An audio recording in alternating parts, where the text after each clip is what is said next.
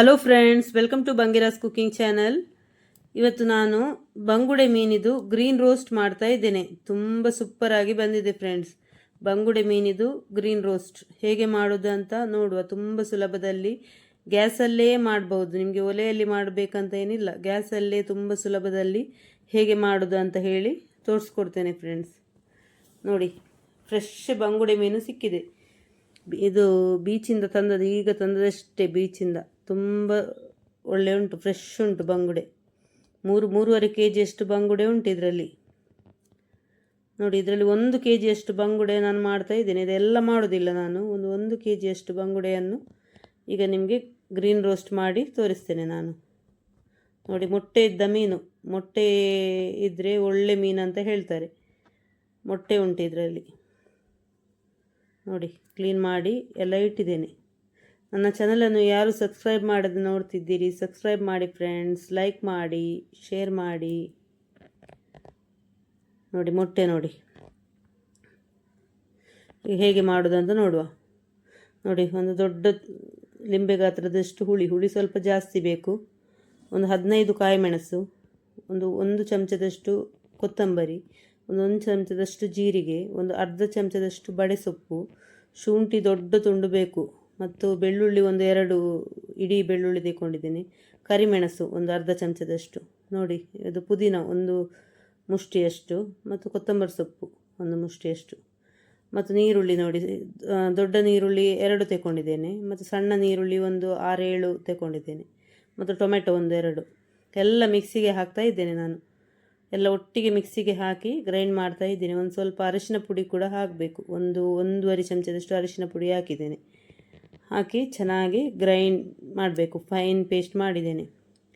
ಇದಕ್ಕೆ ರುಚಿಗೆ ಉಪ್ಪು ನೋಡಿ ಹಾಕಬೇಕು. ಉಪ್ಪೆಲ್ಲ ಕರೆಕ್ಟ್ ಬೇಕು. ಉಪ್ಪು ಹುಳಿ ಎಲ್ಲ ಕರೆಕ್ಟ್ ಇದ್ರೇ ಟೇಸ್ಟಾಗಿ ಬರೋದು ಇದು. ನೋಡಿ, ಫಿಶನ್ನೆಲ್ಲ ಕ್ಲೀನ್ ಮಾಡಿ ಇಟ್ಟಿದ್ದೇನೆ. ಅದಕ್ಕೆ ಅಪ್ಲೈ ಮಾಡ್ತಾ ಇದ್ದೇನೆ ಮಸಾಲ. ಮೀನಿಗಿಂತ ಸ್ವಲ್ಪ ಮಸಾಲ ಜಾಸ್ತಿನೇ ಬೇಕು.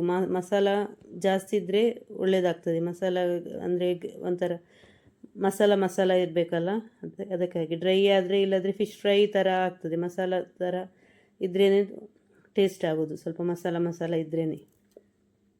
ಇದು ಮಸಾಲ ಎಲ್ಲ ಚೆನ್ನಾಗಿ ಅದರ ಒಳಗೆ ಎಲ್ಲ ಚೆನ್ನಾಗಿ ಕೋಟ್ ಮಾಡಬೇಕು. ನೋಡಿ, ಇದು ಸಣ್ಣ ಸಣ್ಣ ಬಂಗುಡೆ ಆಗಿರೋದ್ರಿಂದ ನಾನು ಇದಕ್ಕೇನು ಇದನ್ನು ಹಾಕಲಿಲ್ಲ, ಗೆರೆ ಏನು ಹಾಕಲಿಲ್ಲ.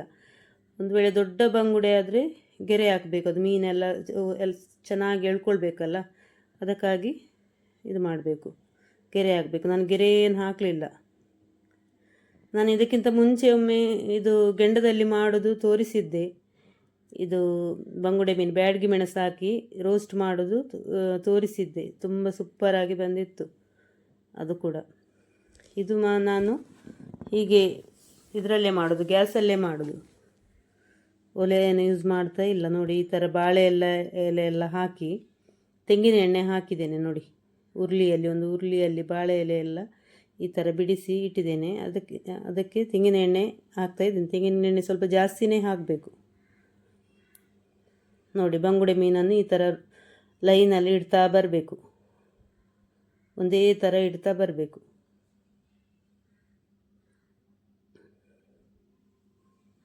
ಈಗ ಎಲ್ಲರ ಮನೆಯಲ್ಲಿಯೂ ಒಲೆಯೆಲ್ಲ ಇರುವುದಿಲ್ಲ. ಹಾಗಾಗಿ ಈ ಥರ ಗ್ಯಾಸಲ್ಲಿ ತುಂಬ ಸುಲಭದಲ್ಲಿ ಮಾಡ್ಬೋದು. ಒಲೆಯಲ್ಲಿ ಕೂಡ ಮಾಡ್ಬೋದು. ಇದನ್ನು ಹೀಗೆ ಮಾಡಿ ಒಲೆಯಲ್ಲಿ ಮಾಡೋದಾದರೆ ಒಲೆಯಲ್ಲಿ ಮೇಲೆ ಗೆಂಡ ಹಾಕಿ ಮಾಡ್ಬೋದು. ತುಂಬ ಒಳ್ಳೆಯದಾಗ್ತದೆ ಅದು ಕೂಡ.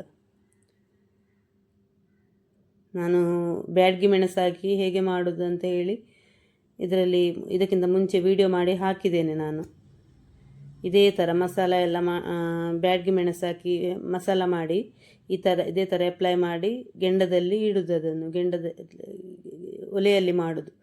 ಇದು ಅದೇ ಥರ ಗ್ರೀನ್ ಮಸಾಲ ಮಾಡಿ ಇದರಲ್ಲಿ ಗ್ಯಾಸಲ್ಲಿ ಮಾಡೋದು ಹೇಗೆ ಅಂತ ತೋರಿಸ್ಕೊಡ್ತಾ ಇದ್ದೇನೆ. ತುಂಬ ಸುಲಭ, ಯಾರಿಗೂ ಕೂಡ ಮಾಡ್ಬೋದು ತುಂಬ ಸುಲಭದಲ್ಲಿ. ನೋಡಿ, ಉಳಿದಿರುವ ಮಸಾಲನ್ನೆಲ್ಲ ಮೇಲೆ ಅಪ್ಲೈ ಮಾಡ್ತಾ ಇದ್ದೀನಿ. ಕರೆಕ್ಟ್ ಅದಕ್ಕೆ ಕೋಟ್ ಆಗಬೇಕಲ್ಲ, ಅದಕ್ಕಾಗಿ ಮೇಲೆ ಎಲ್ಲ ಚೆನ್ನಾಗಿ ಹಾಕ್ತಾಯಿದ್ದೀನಿ. ನೋಡಿ, ಮೇಲೆ ಪುನಃ ತೆಂಗಿನ ಎಣ್ಣೆ ಹಾಕಿದ್ದೆ ನಾನು. ಎಣ್ಣೆ ಎಲ್ಲ ಮೇಲೆ ಸ್ವಲ್ಪ ಹಾಕಿದ್ದೇನೆ ನಾನು. ಹಾಕಿ ನೋಡಿ, ಎಲ್ಲ ಕರೆಕ್ಟ್ ಸ್ಪ್ರೆಡ್ ಮಾಡ್ತಾ ಇದ್ದೇನೆ. ಈಗ ಇದನ್ನು ಗ್ಯಾಸಲ್ಲಿ ಇಡ್ತಿದ್ದೇನೆ. ನೋಡಿ, ಗ್ಯಾಸಲ್ಲಿ ಇಟ್ಟಿದ್ದೇನೆ. ನೋಡಿ, ಗ್ಯಾಸ್ ಫಾಸ್ಟಲ್ಲೇ ಇಡಬೇಕು ಫಸ್ಟಲ್ಲಿ. ನಾನು ಹೇಳ್ತೇನೆ ನೋಡಿ, ಗ್ಯಾಸನ್ನು ಫಾಸ್ಟಲ್ಲೇ ಇಟ್ಟಿದ್ದೇನೆ ನಾನು. ಗ್ಯಾಸನ್ನು ಲೋ ಫ್ಲೇಮಲ್ಲಿ ಇಡಲಿಲ್ಲ ನಾನು, ಫಾಸ್ಟಲ್ಲೇ ಫಸ್ಟ್ ಇಡಬೇಕು. ಇದು ನೋಡಿ ಕುದಿ ಬರಬೇಕು, ಚೆನ್ನಾಗಿ ಕುದಿ ಬರಬೇಕು. ನೋಡಿ ಕುದಿ ಬರ್ತಾ ಉಂಟು ನೋಡಿ, ಇನ್ನು ಚೆನ್ನಾಗಿ ಕುದಿ ಬರಬೇಕು. ಇದೇನು ಸೀದು ಹೋಗೋದಿಲ್ಲ, ಯಾಕಂದರೆ ಕೆಳಗಡೆ ಬಾಳೆ ಎಲೆ ಹಾಕಿರೋದ್ರಿಂದ ಅಷ್ಟು ಬೇಗ ಏನು ಸೀದು ಹೋಗೋದಿಲ್ಲ. ಬಾಳೆ ಎಲೆ ಹಾಕಬೇಕು ಫ್ರೆಂಡ್ಸ್, ಇಲ್ಲದ್ರೆ ನಿಮಗೆ ಇದಾಗೋದಿಲ್ಲ, ಅದು ಹಿಡ್ಕೊಳ್ತದೆ ನೋಡಿ. ನೋಡಿ ಈಗ ಮುಚ್ಚಿಡ್ತಾ ಇದ್ದೇನೆ ಸ್ವಲ್ಪ ಹೊತ್ತು, ಫಾಸ್ಟಲ್ಲೇ ಇಟ್ಟು ನೋಡಿ, ಫಾಸ್ಟಲ್ಲೇ ಇಟ್ಟು ಮುಚ್ಚಿಡ್ತಾ ಇದ್ದೇನೆ. ಈಗ ಕುದಿ ಬರ್ತಾ ಉಂಟು ನೋಡಿ, ಚೆನ್ನಾಗಿ ಕುದಿ ಬರ್ತಾ ಉಂಟಲ್ಲ. ಈಗ ಗ್ಯಾಸ್ ಲೋ ಫ್ಲೇಮಲ್ಲಿ ಇಡಬೇಕು. ಫುಲ್ ಲೋ ಫ್ಲೇಮಲ್ಲಿ ಇಡ್ತಾ ಇದ್ದೇನೆ ನಾನು, ಫುಲ್ ಲೋ ಫ್ಲೇಮಲ್ಲಿ ಇಡಬೇಕು. ಲೋ ಫ್ಲೇಮಲ್ಲೇ ಚೆನ್ನಾಗಿ ಡ್ರೈ ಆಗಿ ಬರಬೇಕಿದು. ಅಲ್ಲಿವರೆಗೆ ಒಂದು ಕಮ್ಮಿ ಅಂದರೂ ಒಂದು ಗಂಟೆ ಆದರೂ ಬೇಕು ಇದು ಡ್ರೈ ಆಗಿ ಬರಲಿಕ್ಕೆ. ನೋಡಿ ಎಷ್ಟು ಚೆನ್ನಾಗಿ ಕುದಿ ಬರ್ತಾ ಉಂಟು ನೋಡಿ. ಈಗ ಫುಲ್ ಲೋ ಫ್ಲೇಮಲ್ಲಿ ಇಟ್ಟಿದ್ದೇನೆ ನೋಡಿ. ಈಗ ನೋಡಿ ಲೋ ಫ್ಲೇಮಲ್ಲಿ ಇಟ್ಟಿದ್ದೇನೆ ನಾನು. ಇದು ಹೀಗೇ ಕುದಿಬೇಕು,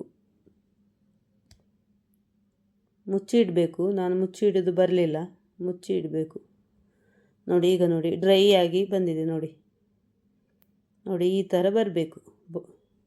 ಇದು ಬಾಯ್ಲ್ಡ್ ರೈಸ್ಗೆಲ್ಲ ತುಂಬ ಸೂಪರಾಗಿ ಬರ್ತದೆ. ನಿಮಗೆ ಏನು ಬೇಕಂತ ಇಲ್ಲ, ಸಾರು ಏನು ಬೇಕಂತ ಇಲ್ಲ, ಇದರಲ್ಲೇ ಊಟ ಮಾಡ್ಬೋದು. ಗಂಜಿ ಊಟ ಎಷ್ಟು ಕೂಡ ಊಟ ಮಾಡ್ಬೋದು, ಸೂಪರಾಗಿ ಬರ್ತದೆ ಫ್ರೆಂಡ್ಸ್. ನೀವು ಟ್ರೈ ಮಾಡಿ ನೋಡಿ ಒಮ್ಮೆ, ಹೇಗೆ ಆಗಿದೆ ಅಂತ ನನಗೆ ತಿಳಿಸಿ. ನೋಡಿ ಸಿಂಪಲಾಗಿ ಮನೆಯಲ್ಲೇ ಮಾಡ್ಬೋದು, ಏನು ಇದು ಒಲೆ ಏನು ಬೇಕಂತ ಇಲ್ಲ. ಸೂಪರಾಗಿ ಬಂದಿದೆ ನೋಡಿ, ಎಷ್ಟು ಡ್ರೈ ಆಗಿ ಬಂದಿದೆ ನೋಡಿ. ನೀವು ಒಮ್ಮೆ ಮನೆಯಲ್ಲಿ ಟ್ರೈ ಮಾಡಿ ಫ್ರೆಂಡ್ಸ್, ಹೇಗೆ ಆಗಿದೆ ಅಂತ ಹೇಳಿ ನನಗೆ ಕಮೆಂಟ್ ಮೂಲಕ ತಿಳಿಸಿ ಫ್ರೆಂಡ್ಸ್. Thank you friends.